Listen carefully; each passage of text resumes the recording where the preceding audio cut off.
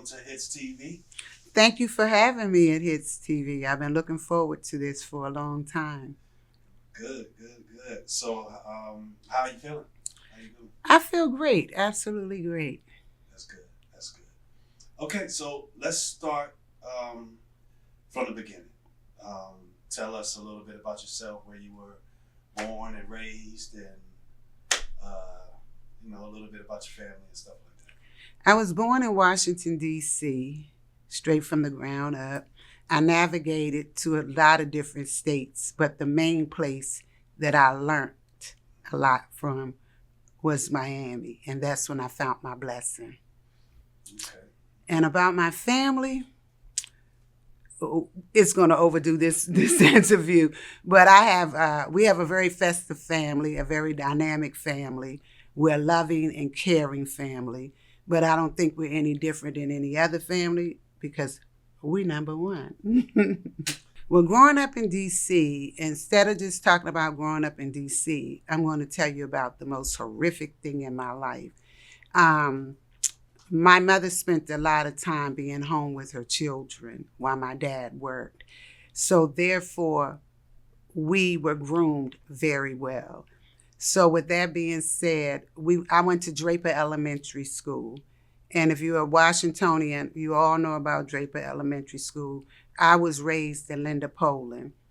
And I was fortunate enough to be chartered out to a real prestige elementary school that had maybe like 150 students in Georgetown. As a matter of fact, when Jimmy Carter became the president, it was his daughter's junior high school. So I was blessed to be a part of a very prestige elementary school. But the horrific part, that's when I found out about, I'm forgetting the name of it, but segregation. That's when they had segregation.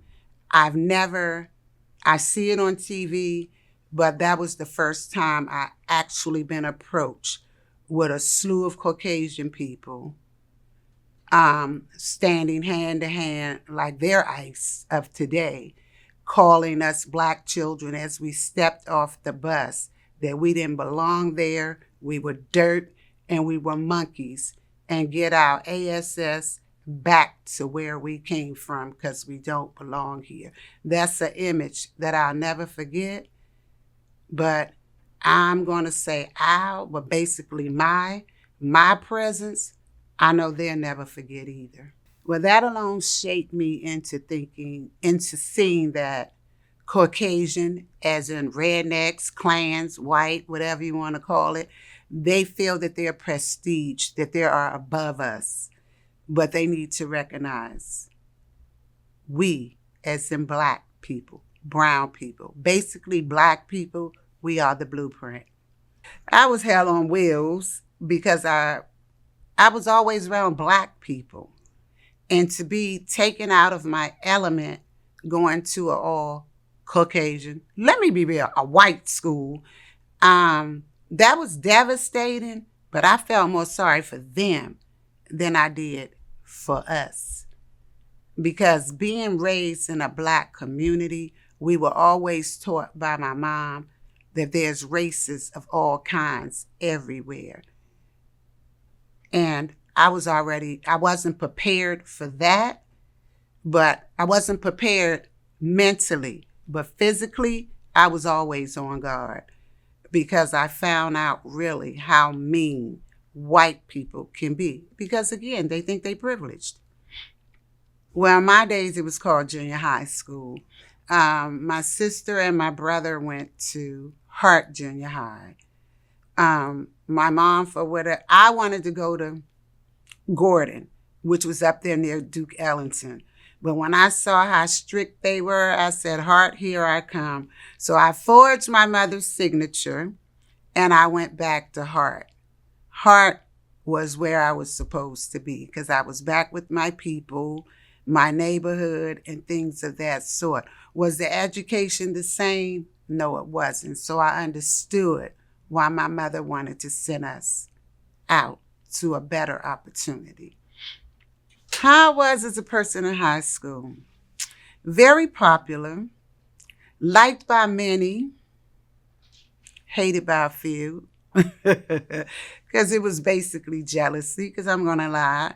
I was a little cutie, and I was liked by popular demand, but I gave props to other people because I liked other people's swag, because I always loved dress and stuff. And it was two key people that stood out to me the way they dressed, but it's not about them, it's about me. But anyway, my high school journey was it was really nice. I really don't have no complaints. I had a road dog at that time. Her last name was Henry, so I'm gonna leave it at that. When you saw her, you saw me. I did a real nice poem about that. But anyway, high school shaped me into where my journey led me. Let's get into it. Let's get into the journey. Where did your journey start? For real. My journey started out here in what is that? It's Suitland. It was Suitland then, but now it's District Heights. It's been changed to so many things. I'm one of the ones of my mother's children that jumped off the porch early. I've always been a go-getter and a hustler by trade. At every game, I was selling candy bars, pencils, erasers, whatever. I was going after the bag. But I'm going to tell you a real quick, funny story. I adapted this job that I wanted because my mother didn't want to buy me designer clothes. I inherited boosting. And I'm 66, so if you all know, I was boosting in Garfinkel's, Woolworth and loafers and everything. So in my mindset, I thought it was cool. So I said, I'm going to do this ish. But I realized but I was smart enough to know that if I get caught before I turn 18, then it stops. But if I don't get caught before I turn 18, I would hate to see where my life would have been because it wasn't no stopping me. That smash and grab didn't have nothing on me. So how long was that a part of your life? How long did you? Man, I boosted for about 5 years before my mother even knew what I was doing. I kept my sisters fresh, my brother fresh, and I started supplying my high school, baller dudes. I was the type you put in your order, and I went to the store to get what you wanted. That's the type of boosting I was doing. I didn't just boost to boost or boost to go get clothes to try to sell. I boost what people ordered. Okay. And so at that part of your life, you obviously met some key figures in your life that possibly changed the direction of your life at that time. So no, I met some key figures in my life. No, I met a judge. This said, I met a judge, and that opened my eyes, and I never looked back. I won't even steal a stick of chewing gum. And if you're stealing, I'm going to give you that look, and I'm walking away. Okay. So let's continue with that. After you met the judge, tell us a little bit about what happened after that. I had to do community service, and he put me in community service my whole summer. And that was like the ultimate for me. I had a little boyfriend. We was doing everything at Fort DuPont, Haynes Point. The go-go bands was rocking. I had to work. And believe it or not, he put me in Prince George's County Hospital in the laundry room with a bunch of older women who've been doing this for years. And I was just doing my job. And whatever I do my best, because that's the way my dad have always taught me. I wasn't there for the right reason, but I did my best. He offered me a job after my time was finished. So I said, no, I'm not coming back here to fold no clothes and everything. So I left there, but that was experience, that I'll never forget. And it was a humbling experience to say you do wrong, you have to pay the consequences. I always wanted to be a lawyer because I was good at debates, I knew the streets, and I was smart. and I worked, I knew the streets and I was smart. First, I knew the streets and I was smart. So I always focused on legal because my mindset, you'll hear later on in my journey, my mindset, I'm going to be a good criminal defense lawyer and I'm going to save all the drug dealers. That was my mindset at that time. Okay, so let's tell us. So let's get into that. How old were you when you met your first drug I was in high school. I was dating a dentist. He was my dentist. My bestie at that time, she was dating his friend. I didn't know he was a damn drug dealer. I thought he was just a dentist. And it was this real popular club up in Baltimore. Our first date, we went out and they was all bubbly and everything. And I said, I'm ready to go home. I'm tired. So he said, open your mouth. And he blew some coke in my mouth. And I was up and ready. And I can't think of the name of that club, but if anybody Google a popular club in Baltimore, it's going to come up. and what year was what uh, time period was this? 76, 77, year before I graduated. Year before I graduated, but the funny part is, may rest in peace, my daughter's godfather, when I was in the 10th grade, he taught me everything I needed to know about powder cocaine because powder cocaine was what made the world go round at that time. Crack wasn't even a part of the circular at that time. Like I said, during that time I was boosting because that's the time I was boosting. Um, but time started meeting each other. Like I said, I was always very smart and quick on my feet. I passed the government test, the post office test, and I passed the test that was the most hilarious to take my ass through the service. The only thing saved me from the service, when they went to do the test, they found weed in my system, and they told me I had to clear myself out before I came back. And then my father asked me, what the hell did you do? Do you know once you sign papers, you're gone? They don't let you back out. So I never went back. But my butt would have been gone off to the service. Mental health and substance abuse have always been a target on my back. And I always felt like my journey would help people. I got into drugs as a way to suppress a lot of hardships that I had been through and what I was feeling. I didn't realize that verbal abuse, I didn't realize verbal was an abuse until the age I am now. Abuse comes in all forms, but the moral to the story is you can't please everybody. Everybody don't understand why you do what you do and why you go through what you go through. Only you can understand that. I became a slave to snorting cocaine for years. And like I said, crack cocaine wasn't even out then. I came a slave to snorting cocaine, snorting coke, snorting coke.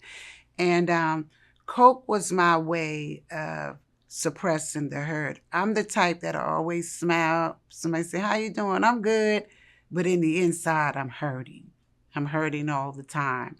But I never like to show the vulnerability of what I'm going through because in my mind, I always have a plan to bounce out of it because I'm a go-getter at the end of the day.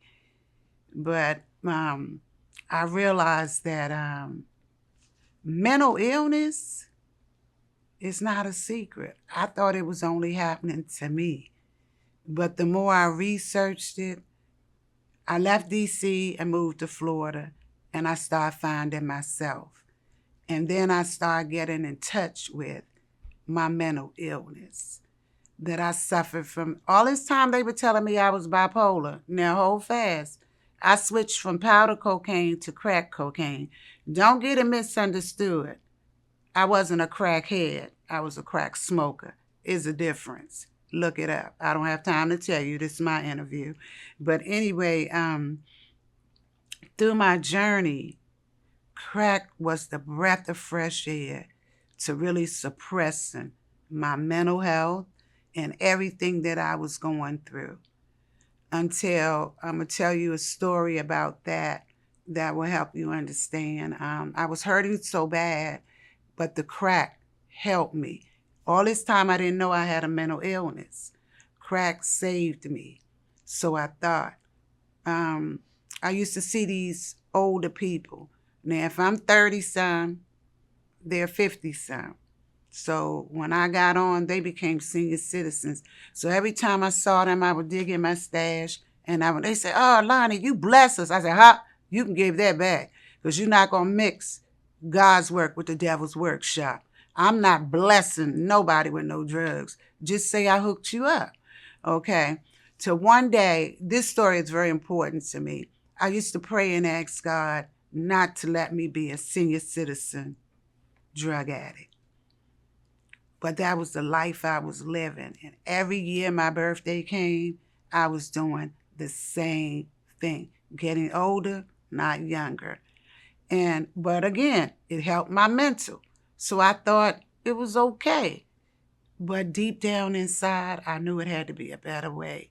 So with that being said, it was these two people, a male and a female. They would always be glad to see me. And one day, we sit in a trap house, and I threw them something. They said, "Girl, you always come right on time." They said, "Why you be looking out for us like this?" And tears just rolled down my eyes. I said, "You know why? Because you all are the answer to my prayers." They said, "Where we going with this?" And again, tears just started pouring out. I said, "I pray to God every night to help me beat this addiction, because I don't want to be a senior citizen crackhead." They said, "Oh, that's effed up, Lonnie. That's effed up." And I just got up and walked out. And from that point on, I checked myself in to a facility, a 30-day facility. And then that's when I found out that I had bipolar. I argued with my psychiatrist. I said, "I don't have no damn bipolar. I got crackola." Because 90% of the world got bipolar. But if you look at the definition of bipolar, all I see is the symptoms of crack when I'm coming down. But I like the flow and the rush of the hustle. I like getting that bag. And I'm not going to lie, I still like getting a bag, but I don't sell drugs. I like the limelight. I was going places and meeting people, getting backstage passes. Never a groupie, just always fortunate. My children's father was drug dealers, not addicts, but dealers. So I always was amongst people that was somebody. Meeting celebrities, this, that, and the other. It was always a part of my life. It wasn't until, key story, this person that I went through junior high school with, she told the police because her brother had got beat with a bat, and just so happened I showed up doing something for my brother. And I had hitters outside. They said, "If you're not out here in 20 minutes, we coming in." But they didn't know that. She told them that I told the police on her. So these Jamaicans took me in the bathroom, turned on the water, and turned up the radio, and put a glider to my head. I had a 5-month-old baby at home. I was like, "Oh, hell no. God ain't bring me this far." I wasn't getting high no more at that time. And I said, "What are you talking about? I was oblivious with this." I said, "Call her in the bed," but I never been no punk though. I said, "Call her in here and let her tell me what I'm supposed to have did." So she played the dumb role, but she knew better than to flip it on me, because I'm not going to lie, I would be in jail today because I would have murdered her up in that bathroom. Don't lie on me, because I don't go to the police about nothing. If you dirty, how you going to make something dirty clean before washing it? It just don't happen. So after that, I separated myself from her. I separated myself from that. And I went back to my old neighborhood, and I started hustling with one of my old boyfriend's friends. He ended up getting locked up, and he did about 20 some years. He was still doing time when when I was in Florida. Just he came home before I came home from Florida. It just seemed like the drug atmosphere always followed me. It seemed like I had "Date Me, I Like Hustlers" written across my forehead because that's all it seemed like I was attracted to. And trust me, they was attracted to me. Don't get me wrong, I'm at 9 to 5 suit guys. I called them blue collar and white collar. I didn't discriminate. I was going after the bag, like I said. You know, never walked no corners doing prostitution or none of that. But I'm not saying I'm no angel either.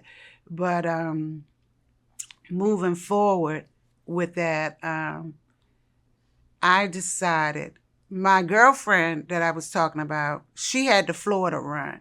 She was a runner to pick up keys of coke. We ain't talking about no little bitty coke, keys of coke. I would go to New York and pick up keys of coke. My name was Londia. My street name was Lonnie. So I convinced the big dope boys, that's cool.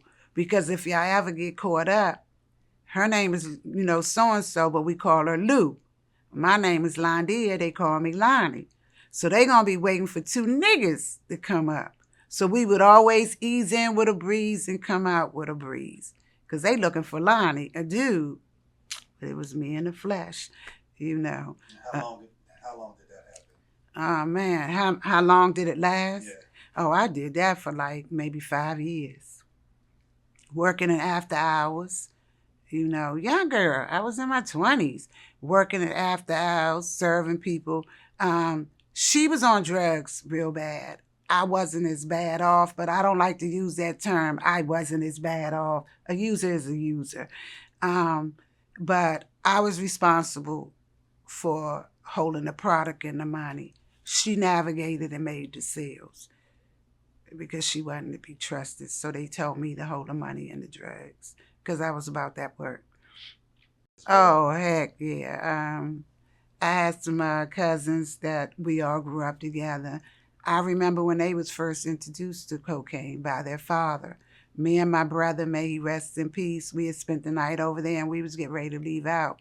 And his father called all his sons, so-and-so, so-and-so, and so-and-so. It was 3 of them. He called them all to the table. He said, I'm getting ready to take, they was living in the projects. He said, I'm going to take y'all somewhere where it's going to make you rich and you're not going to never look back. Me and my brother was like looking at each other. We looked at him and he pulled out a big bag of crack cocaine. And he had one bagging, one weighing, and he said, this is the amount you're going to get when you go down there on Benning Road. If you're from D.C., y'all know about Benning Road, shrimp boat, hey. When you get down there, they blew up from elementary school dropouts to adult in their 30s and 40s, drug dealers. As a matter of fact, one of my cousins born and raised here and the other one from California, they was on City Under Siege. So if you know about City Under Siege, my cousin's drug dealing was so big, they was on City Under Siege. And they came up during the Rayful Edmonds time, I'm sure they got some of their product from Rayful Edmonds. I knew I didn't get to meet him personally. I have my reasons for not wanting to meet him personally, but I knew of him. He associated with my big willers, so I need to meet him. Mm-hmm. Okay. What was the moment that made you feel like you were really in it and maybe you were in it too deep? Ooh, when I started trafficking, going from D.C. to New York. Then they tried to get me to go to Florida. I said, that's what I'm not going to do. See, I always had morals and I always had scruples to know that money ain't everything, and I knew that if I got caught bringing drugs, I even had an opportunity to go to Cuba and bring some stuff over. I passed out. I don't care how much money they offer me, I turned it down because I knew the penalty for that was far greater than just going from D.C. to New York. I look at the distance and how many states you crossing. Florida and thus far, No, no, no, no, no. That's how they generate your time. And I know I keep saying I wasn't built like that, but my father say, yes, you are, because you're doing it. So if you're not built like that, you would stop doing it. So I guess I was built like that. I never went to jail for that. Unfortunately, um, I reunited with some of the people that I met while I was in school. And I'm like, hey, hey, we all doing crack by this time. And I got to keep in mind, they were crackheads. I was a crack smoker. I knew all about them, but they really did not know who I was because I was considered hanging with the big guys, but I don't do no talking. And with that being said, I started dating one of the guys that I said that I would never date. But ladies, if you know, them guys coming home from jail that worked out, their body be calling you. And he was looking real good. And as a matter of fact, he paid ninjas to find me. And nobody can find me. And he walked up on me on Marlboro Pike at the liquor store. And our relationship started, And for Valentine's Day, I gave him 62 grams of cocaine. I said, because nobody I date is going to work for anybody. We going to work together. So I gave him 62 grams of cocaine, and we started locking down Southern Avenue, Marlboro Pike, Pennsylvania Avenue. We were the Bonnie and Clyde of that era. Okay. So what happened after that? What happened with him? You know, you can't bring nobody to your level. I knew I was at a different plateau than him, but um, I didn't need him to have my back because little did he know, the guy he was that was copping the weight from, they were my soldiers, because I knew them from way back too. The thing about it was, I never let a person know how in too deep I was with this. You know what I'm saying? I played the dumb role because that'll keep you live longer. You know, I end up moving in his mother's house with him and his sisters and brothers because I was able to do what I wanted to do, how I wanted to do this, that, and the other. But it came with a lot of fighting because it was jealousy. Um, any woman who dates a guy that sells drugs, you need to know you could be number one, but side itches, it comes with the program. Your ninja is going to get him some side head, some side cooch, and all of that. But are you strong enough to deal with that? See, I'm the type of woman where I know that comes with the program. It means nothing to him. As long as nothing changes with us, I don't care what you do. Because for one, real talk, I ain't never been in love with a drug dealer. It was just the bag. So I ain't care what you did. What people get wrong about my story is the length of time I've been in it, they would assume that this is who I am. No, it was who I became because I stayed in it too long. It was who I became. The hardest chapter that nobody saw, all of my hitters, and which was called, I called them hitters back then, but they were big time dope boys. My son's godfather, he's a super big hitter from LA. My daughter's godfather, a super big hitter. My daughter's father, he worked with the Cuban cartel. So as you see, I had a history of all of that. May they rest in peace, or they rest in peace whether they dead or not in my life.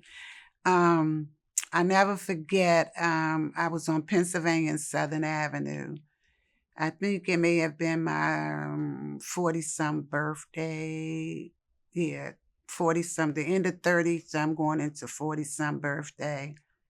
And I said, you know what? I done been in and out. of treatment centers. I done been put out of treatment centers from being so vocal. Meaning, how can somebody that went to college with a book, have you ever done drugs? Have you been on the street? It is nothing you could tell me. And that's the way I feel, and I still feel that way. Treatment centers are just to get you back away from the street mentality into dealing with society. That's it and that's all. A treatment center do not get you clean. Trust me. I done been to about 10 to 20 of them. You know what got me clean? I decided to say, this is not what I want. And suppressing my feelings is not going to get any better until I deal with my feelings. And I walked away. Did you ever feel like giving up? Oh, plenty of times. What? I tried to commit suicide once. Let's talk about I set myself on fire. I went in the woods across the street from my parents' house. This is my first time ever telling you this, but I set myself on fire in a wooded area over by my parents' house. Only God knows this. I put leaves all around me, and I lit the match. I felt the heat on my feet. It burnt my little flip-flops off. It was in the summertime. And all of a sudden, a light, bright like that light, and rain just came down. I went into a psych ward after that because I was confused. Why am I still here? My mother said, she's lying. She's just trying to get back in the house. And I was like really looking crazy because I felt crazy. So my mother told my father, walk over there and see if she's telling the truth. You know how they do the outline of a crime scene? My father said, it's the outline of her body over there. And the reason she came hopping over here with one shoe, because her other shoe was melted. She did not tell a lie. I never wanted to take a bunch of pills because I knew that they could take me to a hospital and pump that out. I was ready to go. I'd done so much from high school on till that my family couldn't even fathom what I've been through. Nobody could, because I couldn't fathom it. I was just looking for peace, but I was looking for it in the wrong way. Well, my mental started before that experience. I have to go there before I go there. I never forget when I was younger, my mother took me, my brother, and my sister, and myself to our family doctor. And I never forget, he called my mother in and he said, Miss Russell, Londia needs a psychiatrist. And Black folks, as you know, our Black parents don't believe in psychiatric. Trust me, it works. It's not just for white people. It's for all kind of people. And my mother said she don't need it. All she needs is me to keep tanning them legs. And the doctor said, Miss Russell, there's nothing wrong with it. But my mother snatched me up out of there. She refused to get me psychological help. So I have been a mental cannon since I was like nay tall. And I wish she would have taken the doctor up on that, because I'm going to say I don't think I would have gone through all the life experiences I went through that could have cost me my life. But out of that, I got a beautiful daughter. I'm going to say that. Well, what kept me from going over the edge was anger, because what I did, my mother had me admitted in a psych ward, and I've never experienced a psych ward. I was angry, and all I wanted to do was get out of it. And I didn't go in the psych ward to get off of drugs. I wanted to deal with my emotions, but they kept focusing on the drugs. I wanted to deal with my emotions. So I said, what the heck am I in here for? So when I got out, it's called street love. I went back to the people who were more like me for validation. They didn't know what I went through, but when I say validation, hey, I'm back, because I was that chick. I ain't gonna lie. Hey, I'm back. I'm doing what I do. Not everybody that use drugs are bad people. They're really not. And I used to hear from my mother, why you want to be around those type of people? And I used to always tell her, so if you think that way about them, you think that way about me. People are people. You can't be judgmental because everybody have a story. Everybody have a background. But what led me to wanting to go further, I was very smart. I started out as a file clerk in a law firm. No, backtrack. I passed the government test. I was working as in the clerical. I was a GS4 for Department of Interior. I had a real racist director, and I was called a nigger. He threw something at me and messed up my cashmere skirt, and I had to file charges against him, and they asked me not to. They just let him go. So right there. And it was something about the government. Oh, and then I still was getting high. I started back getting high again. And my old supervisor called me and said they have a secretarial position. I said, I'm not coming back to the Department of Interior. He said, no, at the Smithsonian. By this time, I had hooked up with another DC drug dealer. And I ran downstairs. I was in the trap house, out of my element. I ran downstairs to call my mother's house to ask her could she get my daughter off to school because I was caught up. She knew what I was talking about. And I don't ever walk anywhere barefooted. And something cut my foot. And I'm sitting there getting high, and I look, and blood was just rolling down my foot. Well, that incident almost caused me to lose my leg all the way up here. I'm light skinned. My leg was almost as dark as this shirt. They could not figure out they kept asking me, do you shoot drugs? I said, no, I don't shoot drugs. I've never done drugs. I smoke cocaine. I've never done drugs. So I said, the next next nurse asks me that, I'm going to file charges against you all.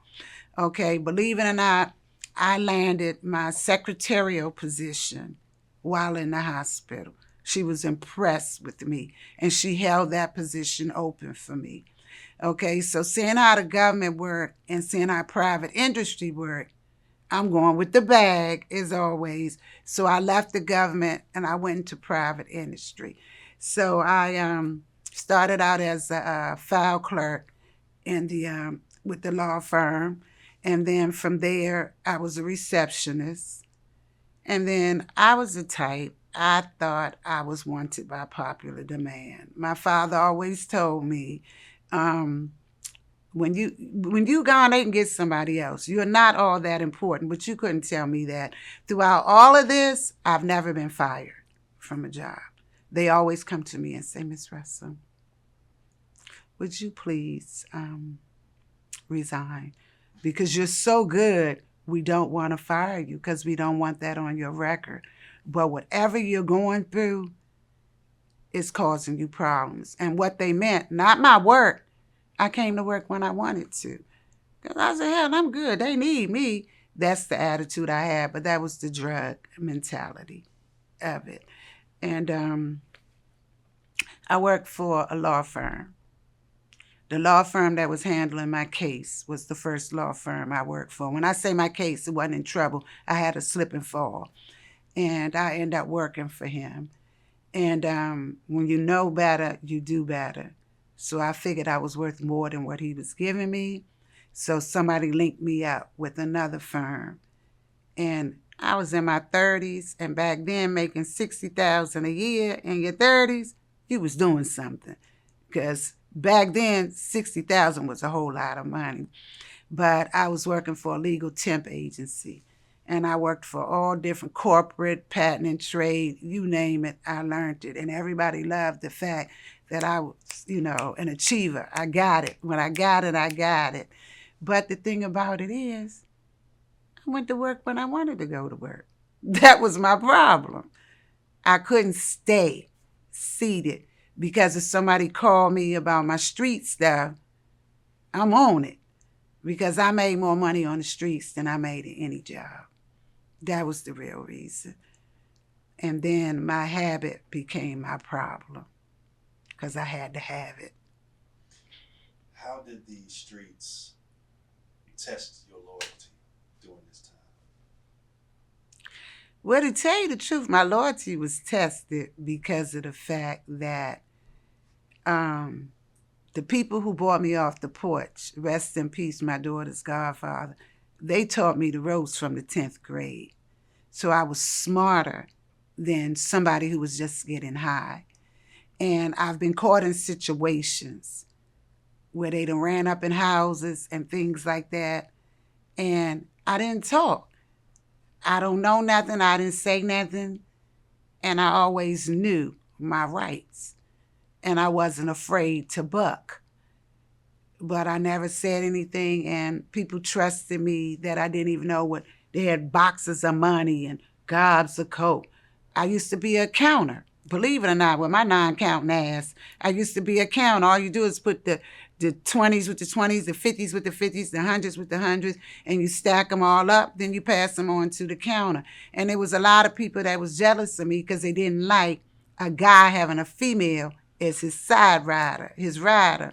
And he said, I trust her more than I trust you. Know me longer than you known her, but I trust her. I wasn't going to steal nothing. I ain't crazy.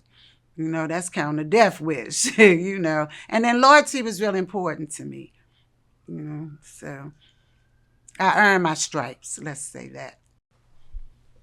And I had to whoop a few white people's butt to let them know we ain't playing, we from the hood.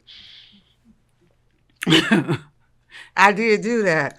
And my sister, Jolly, she was very pretty, light skinned with green eyes. And you always had these little hood rats wanted to bother her. So when she came home and told me about it, I said, well, just come home as usual. I'm going to be waiting. And I was coming up, because see, we don't look exactly alike, so nobody thought. So I was coming up and I saw these people picking with Jolly. And I said, do we have a problem? And Jolly said, hey, Penny. I said, what's the problem? They said, oh, you know her. I said, that's my sister. My sister ain't had no problems, none at all, none through school, because my name rang bells through the neighborhood. Okay. So I'm just going to throw this question out. Okay. This is segment 3. Okay. I guess this would probably be better in the last segment, but I'm going to ask you anyway. Describe a night you'll never forget, good or bad. I think I described it in the last one when I was put in the bathroom and the shower was on and they turned the music on and they put a Glock to my head. But I didn't know if they was going to throw that radio in the tub and push me in it and electrocute me. That was the most horrifying experience I have ever experienced. So let's talk about that for a little second. How did you get out of that? Like, what happened after you told them to get the girl that was saying lies about what you said? She never owned it. So he took the butt of the pistol and knocked her in her head, and whatever I came to buy, he gave it to me, and he apologized, and they let me out. But little did they know, my brother's hitters, which was my brother's friends, but I knew more about them than my brother did. They was hitters from Northwest. They was sitting out there waiting with them clips and everything. You see, I don't ever tell people where I'm going. But my vibe just told me, let them know exactly where I'm going, because I had a 5-month-old baby at home. And I was coming to do something for my brother, for his friends. And his friends from Northwest did not play the radio. And my brother did not play about his sisters. And he said, y'all better bring her back the same way you took her, And I was safe all the way around, but no way you could save me from a bullet to my head or throwing me in the tub if you just thought I was coming to make a deal. They would have ended up getting shot up because I never would have came out, but still I would have been gone. It's a risky life, but I loved it. I ain't gonna lie. So, who believed in you when they didn't have to? My dad. Let's talk about it. I don't know, I get a little emotional when I talk about that. My dad used to tell me, look into the mirror, and who do I see? I said, me. Well, to go a little backwards, I have 2 sisters, both of them are very beautiful. But it's your own family can be mean. I'm not talking about my direct family. I'm talking about outside family around. I had like my mother's brother used to say, my sister was so gorgeous. What happened to you? Those were scars that was left on me. Um, I went through molestation, I went through a molestation by one of my uncle's best friend's son who raped me when I was 5 and he was 13. I went through a lot.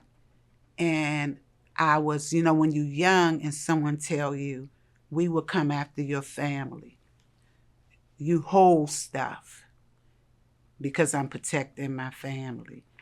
And my mom or nobody understand. They says, mouthy as you are and this, that, and the other, but you got to know the streets to know where I'm coming from. When someone threatens to come after your family, and I knew my mom was a stay-at-home mom, I wasn't going to say anything. So I suppressed this stuff from 5 years old all the way up until I was in my 30s or 40s. And it came out of anger.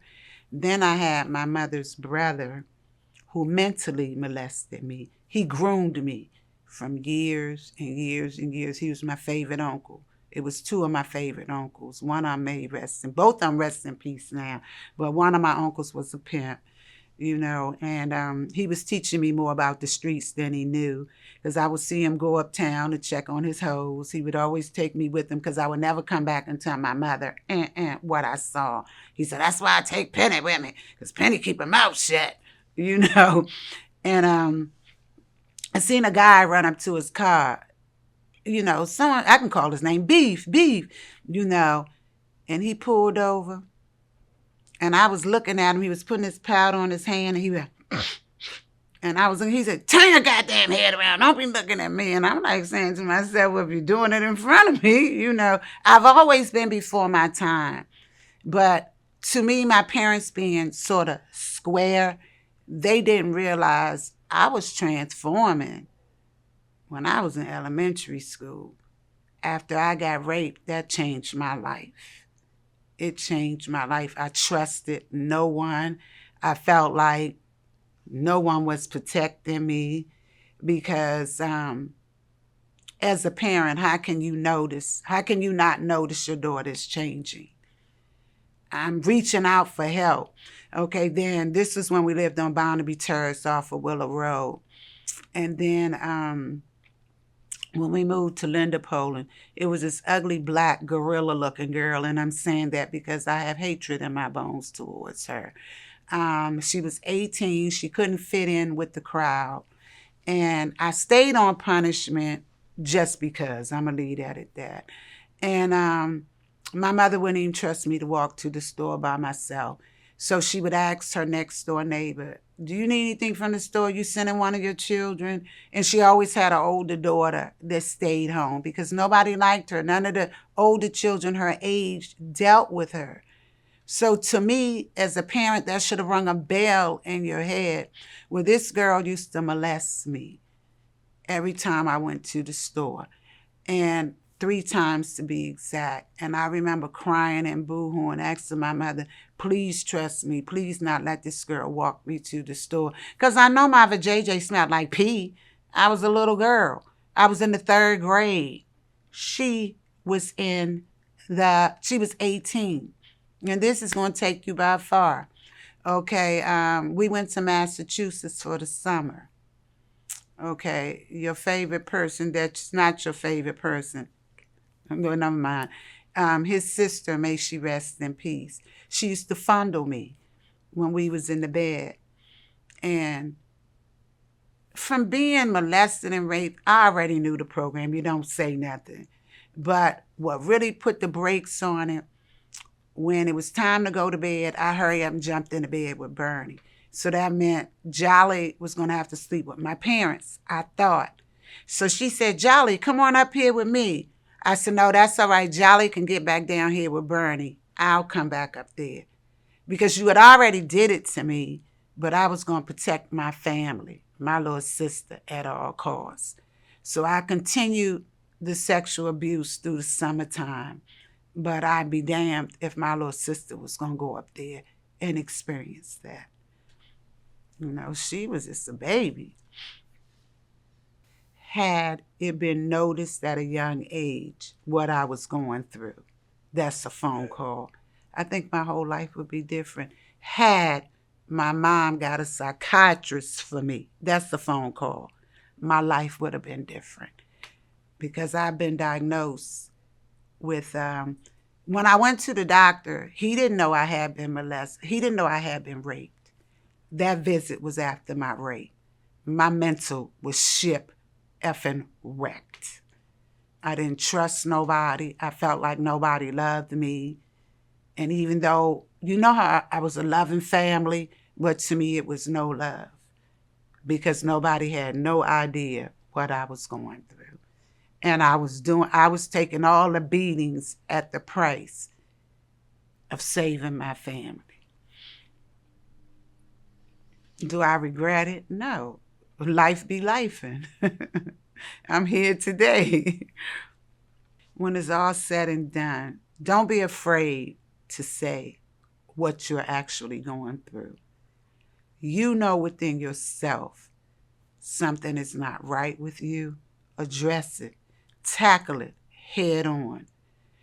Back in my day, we didn't have the Google, the YouTube. All we had was black and white TV with a bunch of white people on there. And white people are more fucked up than we are, more fucked up than we are. Been serial killers, but now black people serial killers. But what I'm saying is stay true to yourself. And remember that you only have yourself to be responsible for yourself. You can only blame your past, but for so long. You can only blame your past, but for so long. You got to break that chain and move forward to find out who you are. What I'm building now is bigger than me. Before I say what I was going to say, what's bigger than me is learning to deal with grief, for one, but we all know that. What's bigger than me is really learning how mental health and substance abuse, meaning treatment centers, really work, and convincing people what they're getting into. Because a treatment center is a waste of money because you're going there to get off of drugs. And that's not what a treatment center does. And I want to get that message out that a treatment center does not help you get off of drugs. It helps you get your mindset right. Because so many years I lost track of society because everything was the drug world, the streets. They help you get your mind placed back where you can go be around your family, you can go look for a decent job, but you're still going to be an addict because treatment centers don't help you get off of drugs. They don't know how. You can help yourself get off of drugs better than a treatment center can. You know how? Because it got to come from here and God. So explain a little bit of how treatment centers do not help you get off of drugs. First of all, most counselors went to college for that. After me telling you about me, what the hell can a book knowledge teacher tell me? I walked it, I lived it, I done it, went through it.